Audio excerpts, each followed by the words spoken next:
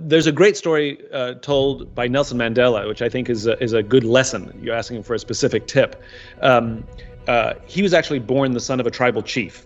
And when asked by a journalist, how did you become a great leader? And as an aside, Nelson Mandela is a very important case study because different personalities are viewed differently depending on where you go in the world. But Nelson Mandela, regardless of where you go in the world, is universally regarded as a great leader. So he's an important case for folks like me. And he was asked by a journalist, how did you learn to become a great leader? And he said, when I was a boy, I remember two things. I remember going to tribal meetings with my father. And I remember that they always sat in a circle, and my father was always the last to speak. And if you think he's the most senior person in the room, he's this tribal chief, and he was always the last to speak. We're constantly telling people you have to be a better listener. But at the end of the day, we have to speak eventually, and we communicate.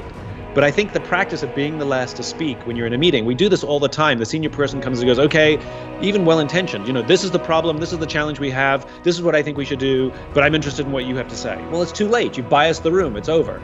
Or you've made people feel that their opinion doesn't matter. And so for leaders to practice listening, and this is by the way, I'm tired of the term soft skills. Hard skills are the skills we need to learn to do our jobs, and human skills are the skills we need to be better human beings. And it's the combination of hard skills and human skills that make us very good. And listening is one of those.